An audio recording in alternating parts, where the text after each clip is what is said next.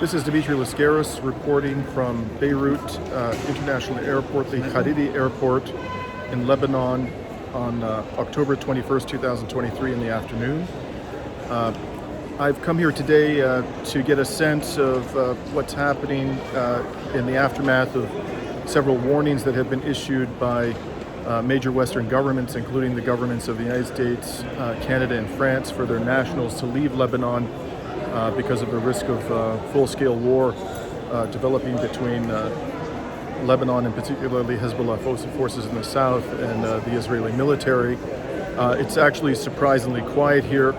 That may be due to the fact that a lot of people left the country already, a lot of foreign nationals, and that's probably due to the fact, if that is in fact what has transpired, because there has been near daily exchange of artillery fire and missiles on the southern border of Lebanon, the northern border of Israel, pretty much every day for the past week, and a number of people have been killed, including 2 journalists, one from Reuters, and a number of other journalists have been injured. The situation has become so tense that both the Lebanese government and the Israeli government have begun to evacuate villages and towns on the border. I think the most significant evacuation which has been ordered is the Israeli town of Kiryat Shmona in the north of Israel, with a population of around 20,000 people. I don't know if you can see it up here on the departure board behind me, but there are almost no European airlines that are now flying in and out of Lebanon. The only 2 that I noticed, actually only one, was Aegean. There are some flights to European destinations, but mostly it's to Middle Eastern destinations, and overwhelmingly the few flights that there are on Middle Eastern airlines, including the national carrier of Lebanon, MEA. MEA announced today that it is dramatically curtailing its flights in and out of the country. I understand it has 5 aircraft in Turkey waiting for emergency evacuations. There was also a report today that the Canadian military is preparing for an emergency evacuation of Canadian citizens out of the country. I came here on October 18th. That would have been Wednesday, so about 3 days ago. I did that because I think what is happening here is of pivotal importance.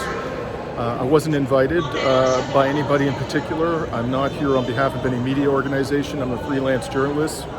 I had the opportunity to come here. I was in the south of Greece, and I was very concerned about what was transpiring and thought that I might be able to provide a perspective on what is happening here that you're not getting in the mainstream media in the West. And the first thing that I did upon my arrival, that would have been in the afternoon of Wednesday, October 18th, on that day had been designated as a day of rage by pro-Palestinian groups here in Lebanon, and there was a major protest at the American embassy in Beirut. I went there. I've already posted a report about that. There were fierce clashes between pro-Palestinian protesters and soldiers of the Lebanese army. The following day, things were quieter. I think the huge amount of tear gas that enveloped the protesters on Wednesday deterred them from going back after that to the U.S. Embassy, and the protests were mounted in other parts of the city. Yesterday, one which was led by Palestinian refugees here in Lebanon, and which began near a major football stadium and ended at a Palestinian cemetery in central Beirut. I was there as well for that particular protest. There has not been, as far as I know, any attacks in and around Beirut, but there is a real possibility of that happening if a full-scale war erupts between Hezbollah and the Israeli military, based upon what happened in the 2006 Lebanon war, the last major confrontation between Hezbollah and the Israeli military. On that particular occasion, on July 14th of 2006, after Hezbollah forces kidnapped a couple of Israeli soldiers at the border, and this was in retaliation for what they regarded as the unlawful imprisonment of Lebanese nationals by the Israeli forces. there was a major confrontation between Hezbollah and the Israeli military. At the peak of that confrontation, there were some 30,000, up to 30,000 soldiers of the Israeli military involved in an operation, including a ground operation into southern Lebanon. And they were confronted, this was not much reported in the West, by a Hezbollah force which was no more than 1,000 soldiers south of the Litani River in southern Lebanon, and it was south of that river where the majority, certainly, of the ground combat occurred. The Hezbollah forces suffered significantly more casualties than the Israeli forces, but the Israeli forces suffered enough casualties, enough losses of military material, including tanks, that they eventually agreed to a ceasefire and withdrew their forces from South Lebanon. I think it's fair to say that both, from the Israeli perspective, that major confrontation was a significant disappointment. Rather than see the destruction of Hezbollah and the disarming of Hezbollah, Hezbollah became considerably stronger, and I'm going to come back to that in a couple of minutes. What was remarkable about that conflict was the level of destruction that the Israeli military visited upon the civilian infrastructure of Lebanon and the civilian population of Lebanon. It's not exactly clear how many civilians died. The total number of casualties reported by, I believe it was Human Rights Watch, was in the range of 1,200 on the Lebanese side. It does appear that a majority of those were civilians, a large majority, and a significant proportion of the civilian casualties on the Lebanese side were children under the age of 13. This airport, the Hariri Airport, was one of the very first targets to be struck. It was struck on the first day of the war in 2006, and there were huge fireballs resulting from the attacks on fuel depots. The runways had massive craters in them, and there were also a number of bridges that were struck inside Beirut and frankly all over the country to disable transportation. And the television station of the Hezbollah party was repeatedly attacked during that war in 2006, but it managed to remain on the air throughout the war. There was a report, a claim by a retired colonel, I believe it was, in the Israeli military, that the Air Force had been ordered by the chief of staff of the military to strike 10, 12-story buildings in South Beirut for every missile that landed in Haifa. And although that was denied by the chief of staff of the Israeli military, nevertheless, the level of destruction that was visited upon South Beirut did lend some credence to the allegation from this officer in the Israeli military. In any event, it's important to understand that what has transpired since then, I think by all accounts, is that Hezbollah has become a much more formidable military force. Hezbollah at the time in 2006 was reported to have approximately 15,000 rockets, and as I understand it, they were not capable, certainly the vast majority of them, of reaching deep into Israel, and they were primarily Katyusha rockets from the Soviet era. Now, today, military experts believe that Hezbollah has in the range of 150,000 rockets at least. So at least 10 times the arsenal that they had in the 2006 war. And many of these rockets are capable of reaching all over Israel, and they are much more sophisticated and with larger warheads. And although you hear a great deal in the Western press whenever there's launches of relatively primitive Hamas rockets into Israel about the Iron Dome air defense system, military experts, those who understand air defense, universally acknowledge that if you saturate an air defense system with large salvos of missiles, even the most sophisticated air defense systems will not be capable of bringing them all down or anywhere close to all of them down. They simply become overwhelmed by the volume of incoming missiles. And it was particularly notable that when Hamas launched its deadly raid on October 7th, the Iron Dome missile system seemed on that particular day for some reason to be particularly ineffective in intercepting the Hamas rockets and the Islamic Jihad rockets coming out of Gaza, because there was a very substantial amount of destruction inflicted upon communities, villages, towns, military facilities in the in the general vicinity of Gaza itself. So I think it's fair to say that if there's a full-blown war and Hezbollah feels it necessary to bring to bear the full capability it has from a missile perspective, the consequences for Israel are going to be quite dire, far beyond anything that Israel has had to endure up until now. And so I think that consideration, and also the fact that Hezbollah's forces now have been battle-hardened by years of warfare in the brutal conflict in neighboring Syria, a conflict which they and their allies, Hezbollah and their allies, I think quite clearly won. The Israeli military is faced not only with a significant aerial threat, but a very significant ground threat. And so what you have now is, I think, as far as I can tell, looking at it from the outside and talking to people down here, is a waiting game and a kind of military language being spoken by one side to the other, with limited missile and artillery attacks going back and forth, but no major escalation as of yet, despite the warnings of Western governments and people being evacuated and Western airlines understandably canceling their flights to Lebanon.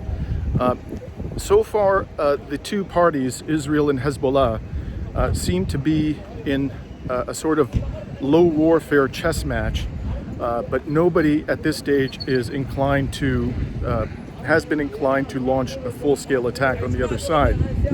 And just looking at it sort of from a rational perspective, and by that I mean somebody who's being logical and whose overarching priority is to defeat the enemy with a minimum of casualties suffered on one's own side, I would think that the Hezbollah forces have a strong incentive to refrain from launching any major attack on Israel until Israel begins in earnest its ground operation into Gaza, something that it has said repeatedly it is going to do, and it would be quite a blow to the credibility of the Israeli military now.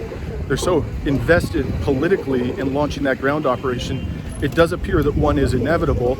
So if you're Hezbollah looking at the situation, why would you launch a full-scale attack on Israel before its military has become embroiled in what is undoubtedly going to be a very, very difficult operation in a densely populated Gaza theater of battle, which has within it a lot of highly motivated soldiers and militants on the side of Hamas and other Palestinian militant groups.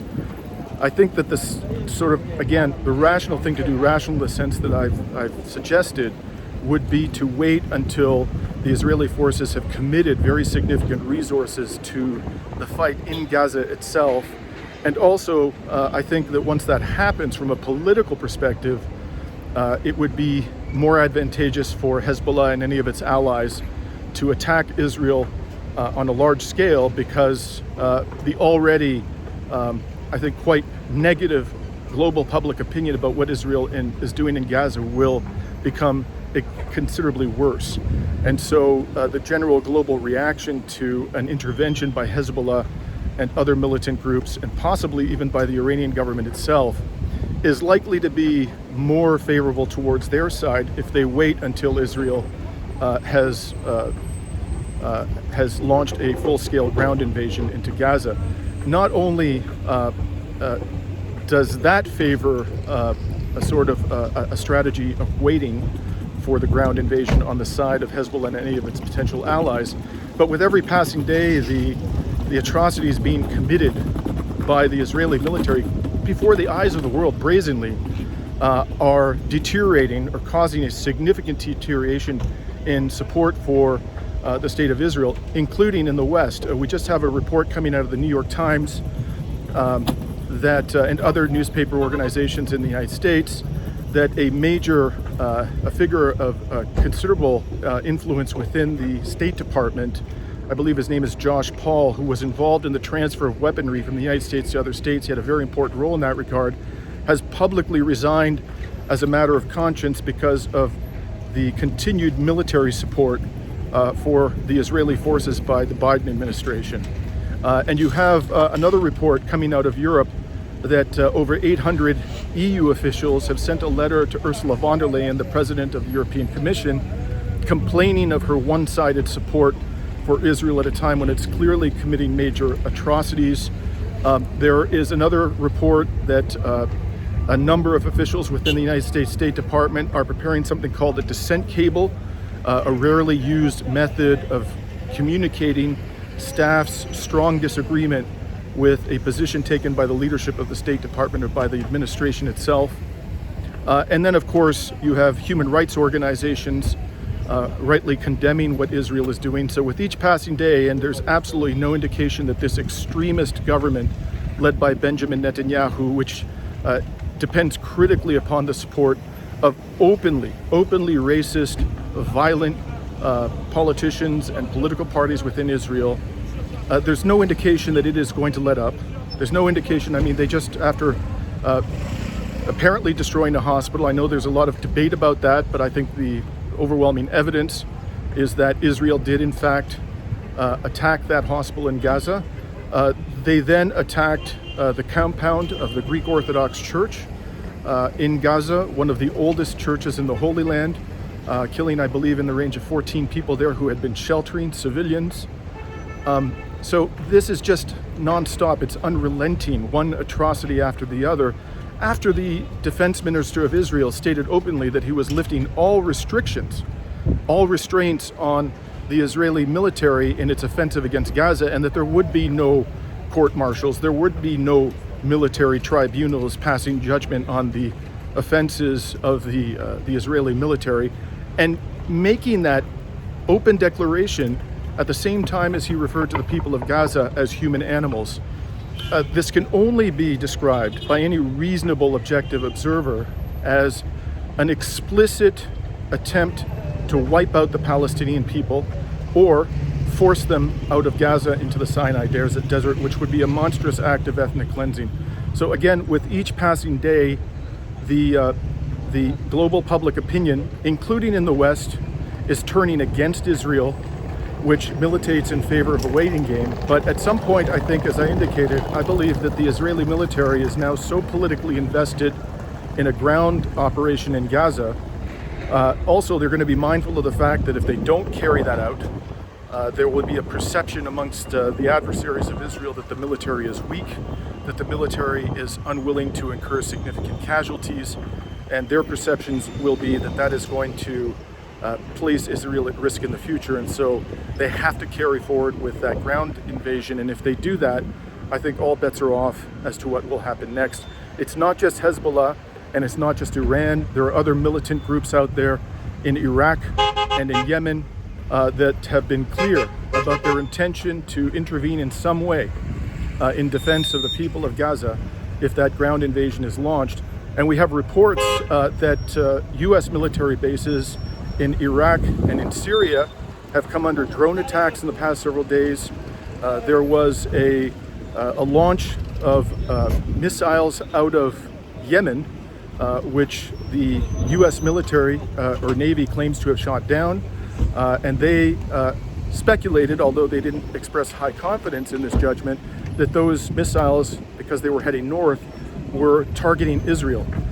That's dubious. It's dubious because of the distance between Yemen and Israel, but it's also dubious because those missiles were flying over the Red Sea when they were shot down. And if you look at a map, and this was pointed out by Russian-American military expert Andrei Martyanov in a video in the last year or so, the flight path for the primitive missiles that, the relatively unsophisticated missiles that the Houthi forces in Yemen possess, wouldn't have been over the Red Sea.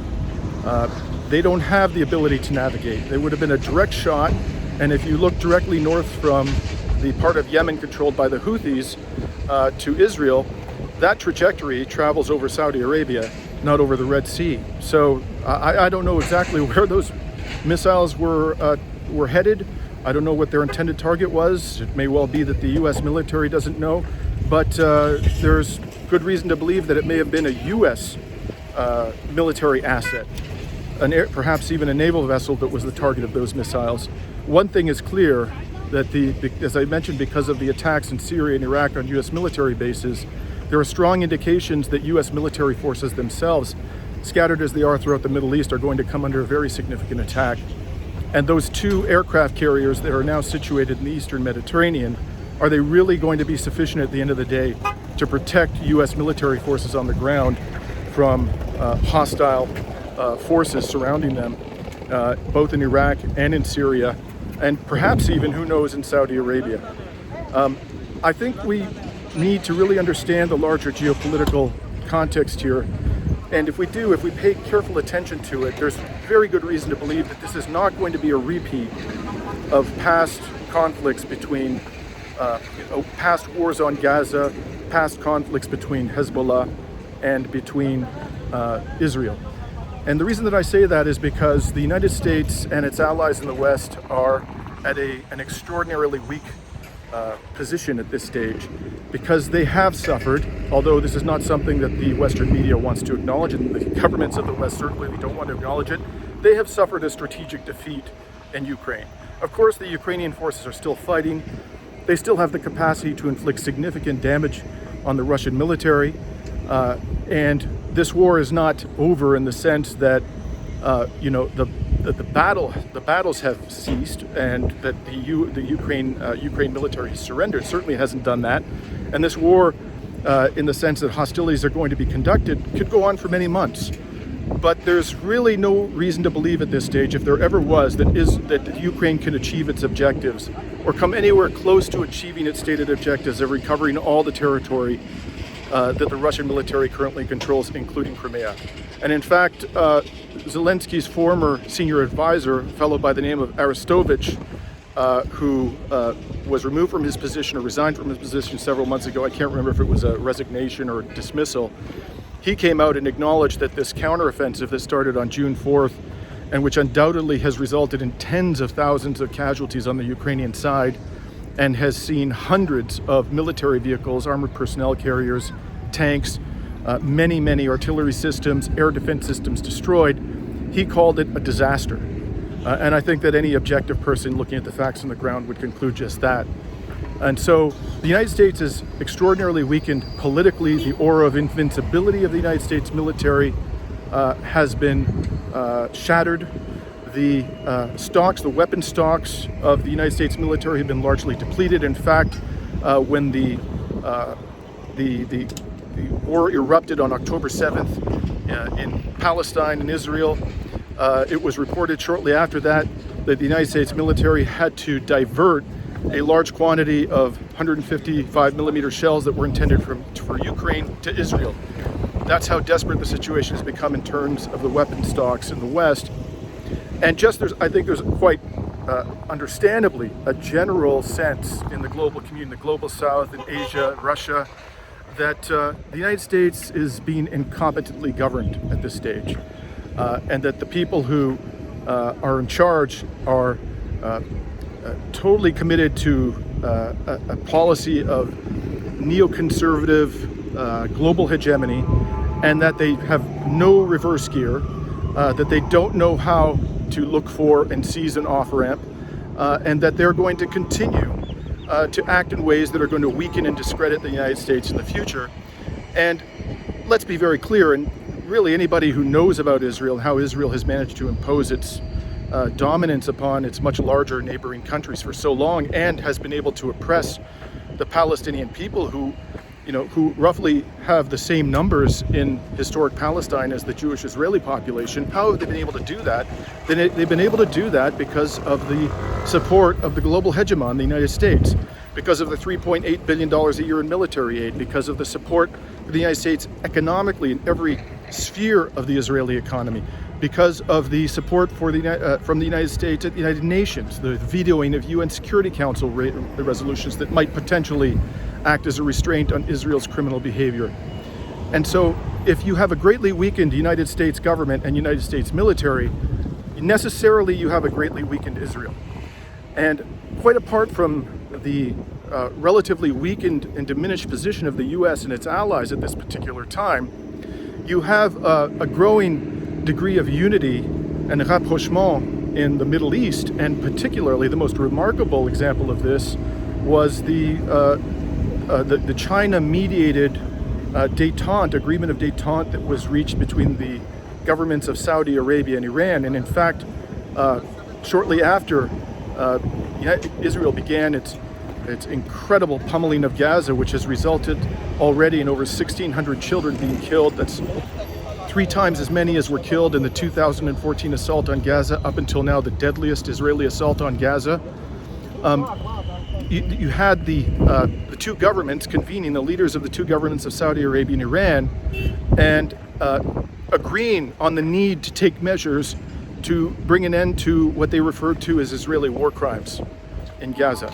And that was extraordinary. And then you had Anthony Blinken, after October 7th, coming to the Middle East, shuttling from one Middle Eastern capital to another, being met with what can only be described as a disrespectful response. He was forced to wait all night by the Saudi prince for a meeting that was supposed to happen in the evening. It happened in the morning, and once that meeting was actually convened in the morning, Blinken was told in no uncertain terms that the United States had to put a stop to the killing in Gaza. Blinken largely tongue-lashed by the Egyptian leader Sisi, and publicly so. Apparently Blinken was trying to put pressure on Sisi to accept a huge influx of Palestinian refugees from Gaza into the Sinai. He wants nothing to do with that. And then Biden got on the plane in this very, very difficult moment, I think, to try to repair things. And what happens when Biden is en route to Israel from Washington? Israeli forces attack the hospital, the Ali hospital, killing hundreds of people, mostly women and children who were sheltering there. And as a result, again, an extraordinary diplomatic event.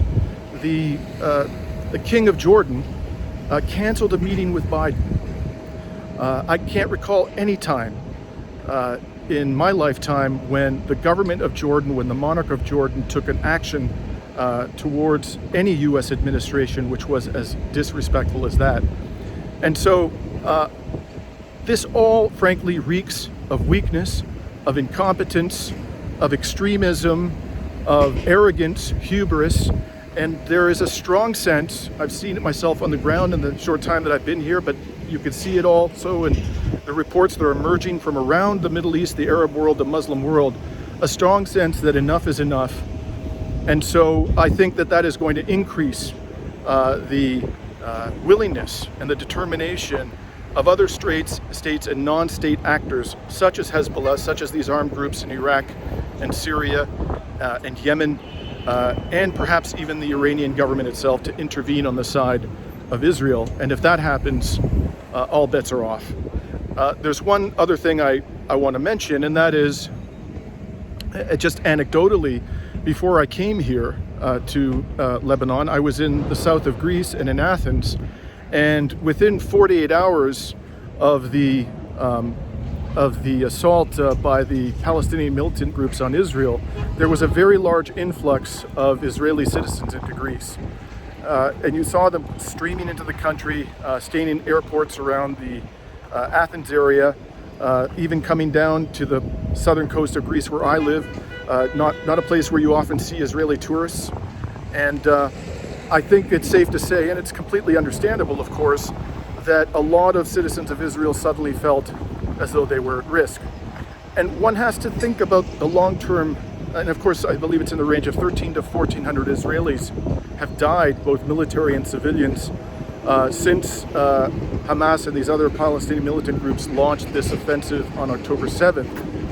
What are the long-term implications of this going to be for Israel? Israel has always been presented and marketed to the Jewish diaspora as a sanctuary for the Jewish people. I don't think personally that was ever true, but it was an aura that Israel was able to successfully project for quite some time, and I think now that that aura has been shattered. And if that's the case, then Israel is going to have a very, very difficult time in the years ahead, maintaining the upper hand or even an equilibrium in what it regards, what its racist apartheid regime regards as a demographic war with the Palestinian people. It's already pushing the envelope for the population of Israel, the Jewish citizenry of Israel, to believe that they can indefinitely oppress the Palestinian people if in fact the Jewish diaspora and Jewish citizens of Israel currently living in the country become convinced that in fact Israel is unsafe for them. And I think that's going to be increasingly the case. This is going to have dramatic long-term implications for Israeli government policy. And personally, to sum it up, I think that we're witnessing a watershed moment, which is very much being impacted by the larger tectonic shifts geopolitically, and that the days of this apartheid regime are numbered. I don't have a crystal ball. Of course, anything could happen at this stage. I do acknowledge, and with great sadness, that there's going to be a lot of suffering in the days, weeks, and months ahead, particularly for the people of Palestine. But at the same time, I don't think this is going to be like past conflicts in Gaza. I don't think this is going to be like past wars and other conflicts, non-military conflicts between Israel and neighboring predominantly Arab states. Something very much seems to have changed. The status quo seems to have been shattered, and we'll only know for sure where this is all going to head, so sadly, so tragically, after many more people have died. This is Dimitri Lascaris reporting from Beirut, Lebanon on October 21st, 2023.